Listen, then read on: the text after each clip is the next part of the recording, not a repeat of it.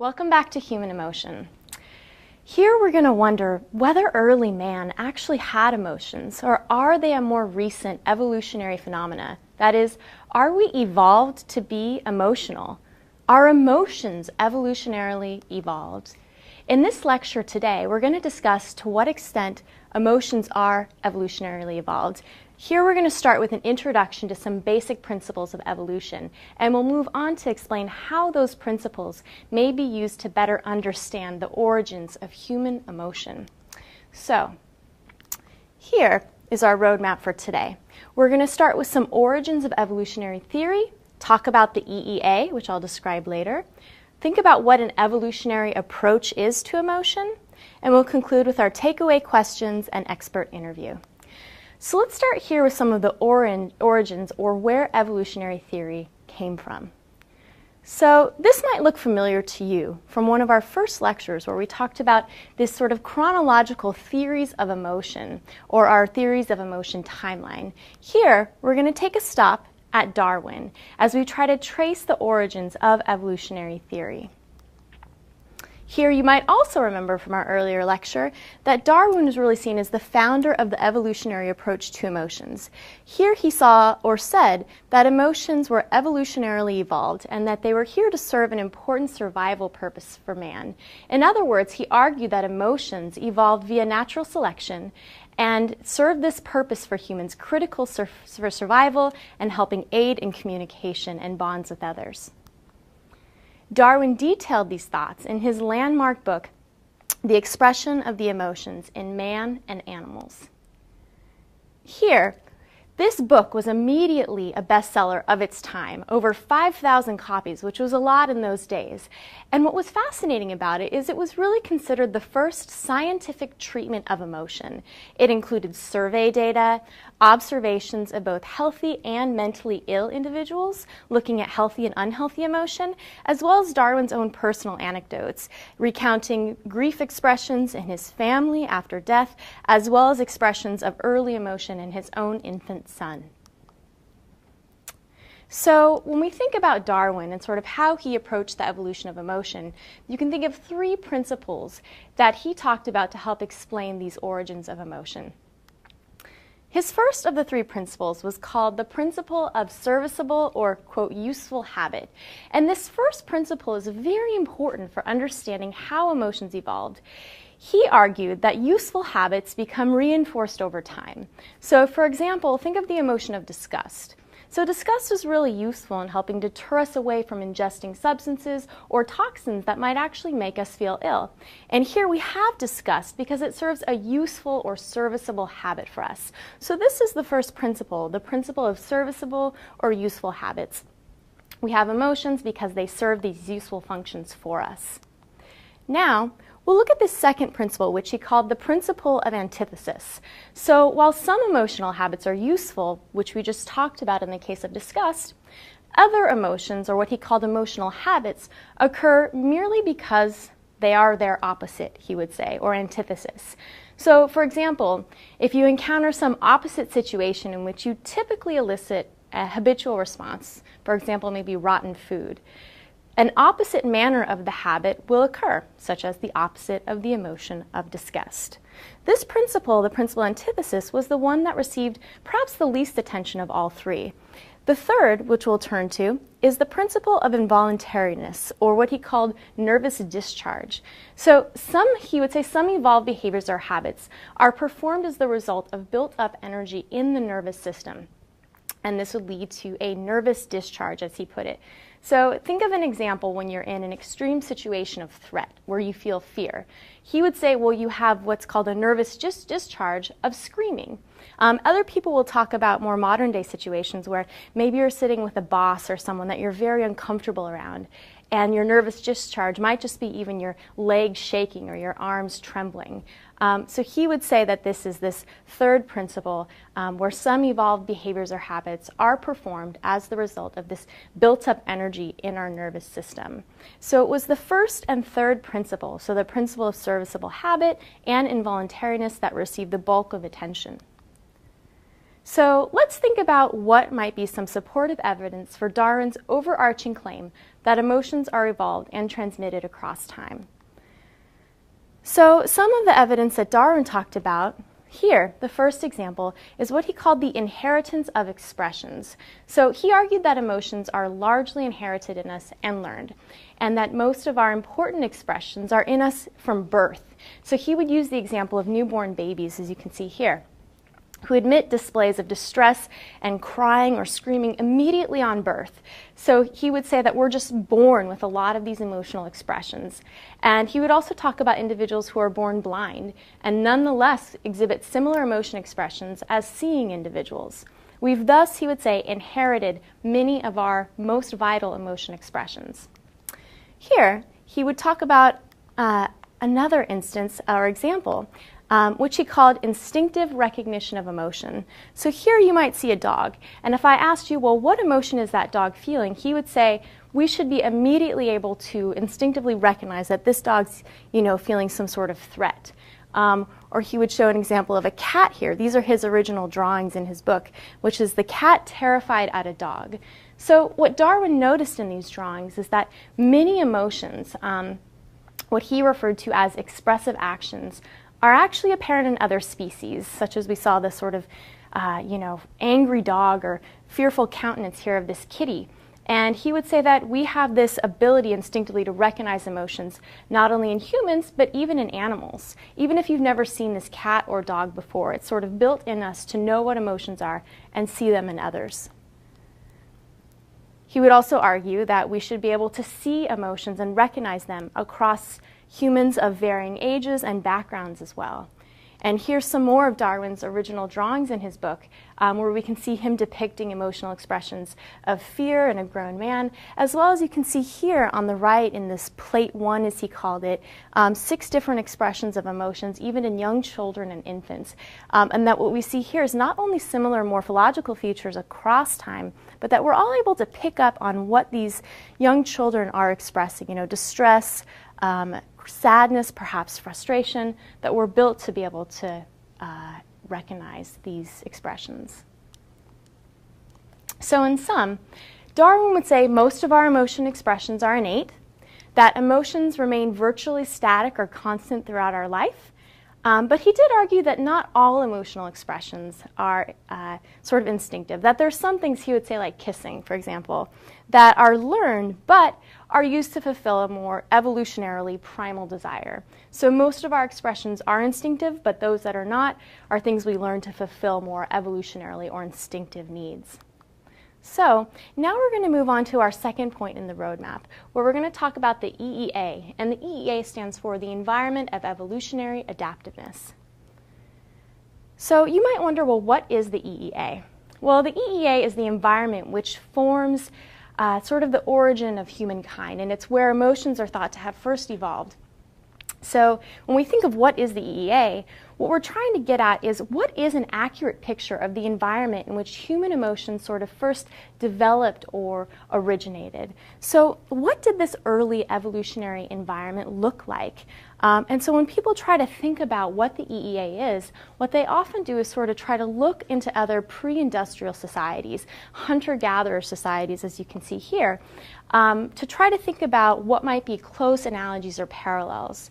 And so one particular group that's been studied is in New Guinea. And for example, here you look at people living in environments that may be similar to those that we lived in earlier times, and that might help explain some of our early emotional heritage. So when we think more specifically, what are the EEA properties? So what did this early environment of man look like that may have given rise to and help explain some of our modern day emotional tendencies? So interestingly, the first sort of property of sort of early kind of human environments were what he called the vulnerability of offspring. So in other words, we know that as human beings, our frontal cortex expands dramatically, and over time the birth canal has narrowed, so that what we have now is children who are born what is thought of as prematurely.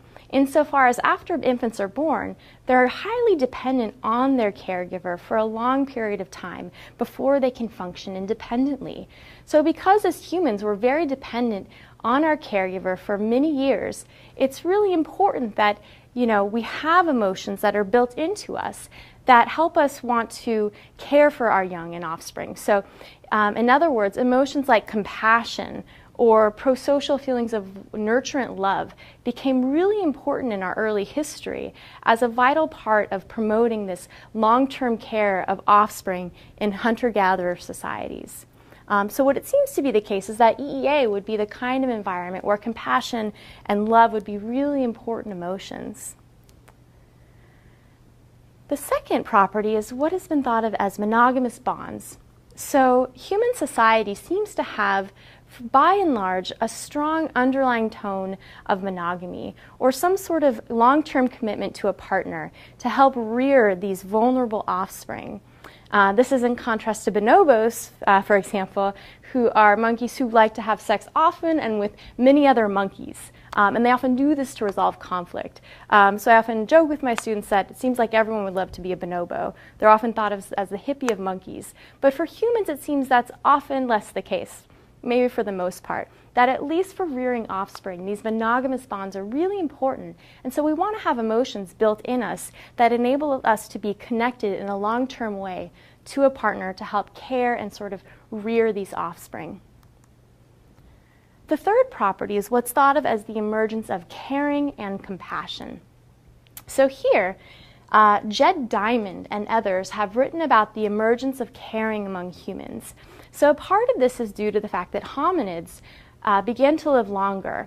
So there were older people who also required caring, and this has been found among early Cro-Magnon records. So it's both the existence of vulnerable offspring, infants and young children, as well as older people who have led to societies where it's really important to take care of others who are vulnerable. And so these emotions, again, of caring for others and having compassion is a vital part of our early origins. The fourth property is what's often referred to as the flattening of social hierarchies. So here, it's really interesting because research has actually suggested that the social hierarchy in hunter-gatherer societies are actually fairly egalitarian. So we see hominids who had groups of 75 to 100 individuals within a given group, and we're very sort of egalitarian in this sense. So again, Jed Diamond here has argued that it's not until more recently, within the sort of advent of agriculture, this sort of excess production of food we see in modern day society, that has led us away from what he would say are our more egalitarian roots. And in these egalitarian roots, as we'll talk about in our sort of last property here, it's really important that we sort of act collectively or work together. There's this, what it says here, need for collective action. So as a result of living in these large and egalitarian groups, a central and important part of society includes the need to cooperate with others. Paul Ekman, who we spoke about earlier, noted that in his journeys to the pre-industrial society of New Guinea, in this cultural tribe, you constantly see individuals engaged in collective behavior and sharing tasks. So it seems to be an important part of our evolutionary roots. So, as you can see, the EEA has many properties that seem to give rise to social emotions, ranging from compassion and love to cooperative behaviors and feelings. So at our core, it seems that we're a highly social and cooperative society and have many emotions that help foster these kinds of feelings. And in some, the EEA also resulted in certain selection pressures that favored certain genes more than others, and that these genes drive which emotions become adaptive and universal across all human beings. So now, we're going to turn to an evolutionary approach. And here you might wonder, well, what is an evolutionary approach in the first place to understanding human emotion? What are the key concepts to grasp as we start to apply these theories of man and how he evolved over time to our present day emotions, these things that seem so intimate and so familiar to us? What do we need to know? So here, one of the kind of 5 big ideas behind an evolutionary approach to grasp is the first here you can see at the top, gene replication. So we're designed to replicate, not ourselves as individuals, but our genes. And our genes form us as biochemical and physiological processes underlying the basis of our behavior. And evolution operates on genes with the focus of seeing genes make it to the next generation over time. Second is this idea of selection pressures. So this is something that Darwin first articulated. He said that natural selection focuses us in a way on how certain environmental factors or events may either increase or decrease the likelihood of gene replication, right? And so this is the idea of these selection pressures that either push towards or pull away the likelihood of certain genes getting propagated over time. And what's interesting when you think about selection pressures is he talked about sort of three categories to understand, as you can see here at the bottom: natural selection pressures, sexual selection pressures, and group selection pressures. So natural selection pressures are forces that increase or decrease the likelihood you're going to survive to an age where you could reproduce. So these include things like how well do you avoid predators and disease? How well are you able to acquire adequate nutrition? Sexual selection pressures refer to this idea that our genes only make it to the next generation if they convince the individual to reproduce. So these include both intrasexual and intersexual selection pressures. Intrasexual pressures are those that are within the same sex. So, for example, males may compete with each other to gain status, which in turn makes it easier to find females to reproduce with. Intersexual pressures refers to, example, the way in which choice is exercised in finding mates, so between female and male mates. So, for example, males with more material resources are often preferred by females, so evolutionary theory would state. And then finally at the bottom are these group selection pressures. So this category is more controversial. So here researchers have found that mammals who are more effective group members, so they're more cooperative, they're more likable, are actually more able to reproduce. So this is controversial because it says that nicer people who are more cooperative are more likely to have their genes transmitted through time. So researchers, you can see here, Lita Cosmides and John Tooby from UC Santa Barbara, really sort of are the pioneers, as you can think of, in this evolutionary approach to emotion. So they focus on our EEA environment in order to better understand our emotional origins. And as described earlier, the EEA is a savanna hunter-gatherer society with a strong social hierarchy. So here, these two researchers, who will speak within our expert interview, focused on an environment in which people evolved to understand emotional origins. And they would say here, emotion is the statistical composite of selection pressures that cause the genes underlying the design of an adaptation to increase in frequency until they became species-typical or stably persistent. So, in other words, they really thought of emotions as these hardwired, what they called programs or modules. So here, the mind is supposed to be composed of a variety of these mini modules or programs which help us solve these recurring evolutionary issues. And these programs that are built into our mind get either turned on or triggered or turned off by certain elicitors in our environment. So they often use the example of a snake, as you can see here. So the snake is really this kind of elicitor in the environment that sort of switches on or turns on our fear program in our brain. And from that comes a cascade of an experience of fear, the behavior to sort of flee, and heightened physiological arousal. So it's that we have this module in our mind, and the snake just flips that module on, and that's our module of fear. So we're going to conclude today with our takeaway questions. And here, think about what are the key concepts to grasp when we think about an evolutionary approach, and begin to start to think about how it applies to emotion. So our takeaway questions are 3, as usual, and they go as follows. So the first asks, what are Darwin's 3 principles on the origin of emotions? What are the main properties of the EEA, and how do they give rise to certain human emotions? Finally, how would you summarize Tooby and Cosmides' evolutionary approach to emotion? And we conclude with a very exciting expert interview as part of our Experts in Emotion interview series. Today, for our Experts in Emotion interview, we have the honor of speaking with Drs. Lida Cosmides and John Tooby together, who will help us answer the question of whether and how emotions are products of our evolutionary history, or are emotions evolutionarily evolved? So Dr. Cosmides and Tooby are well known for their work in pioneering the field of evolutionary psychology. They're both professors of psychology and anthropology at UC Santa Barbara, where they co-direct the Center for Evolutionary Psychology.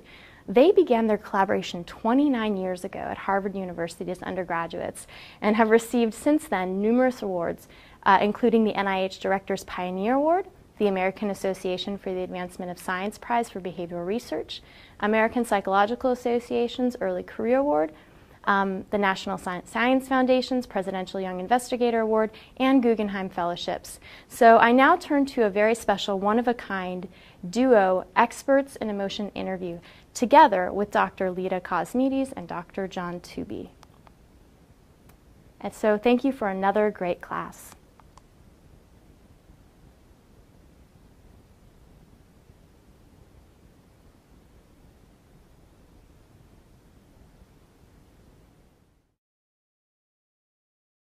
So for example, think of the emotion of disgust.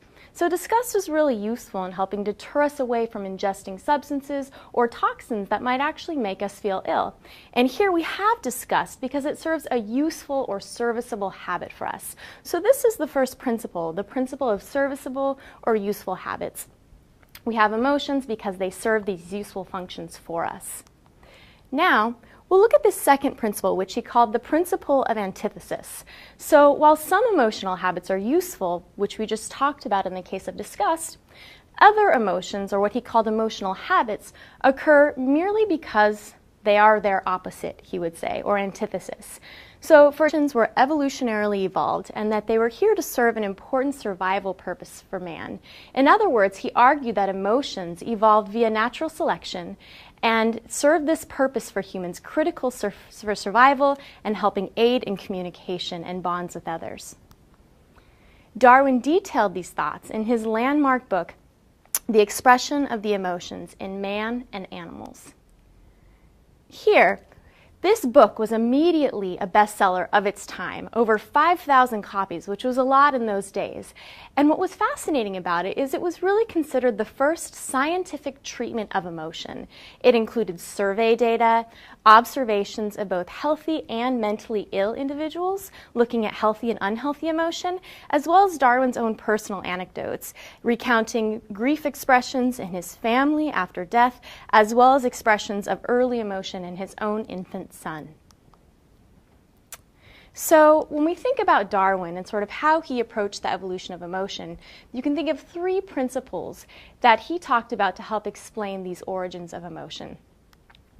His first of the three principles was called the principle of serviceable or, quote, useful habit. And this first principle is very important for understanding how emotions evolved. He argued that useful habits become reinforced over time. Welcome back to Human Emotion. Here we're going to wonder whether early man actually had emotions, or are they a more recent evolutionary phenomena? That is, are we evolved to be emotional? Are emotions evolutionarily evolved? In this lecture today, we're going to discuss to what extent emotions are evolutionarily evolved. Here we're going to start with an introduction to some basic principles of evolution, and we'll move on to explain how those principles may be used to better understand the origins of human emotion. So, here is our roadmap for today. We're going to start with some origins of evolutionary theory, talk about the EEA, which I'll describe later, think about what an evolutionary approach is to emotion, and we'll conclude with our takeaway questions and expert interview. So let's start here with some of the origins, or where evolutionary theory came from. So this might look familiar to you from one of our first lectures where we talked about this sort of chronological theories of emotion, or our theories of emotion timeline. Here, we're going to take a stop at Darwin as we try to trace the origins of evolutionary theory. Here you might also remember from our earlier lecture that Darwin was really seen as the founder of the evolutionary approach to emotions. Here he saw or said that emotions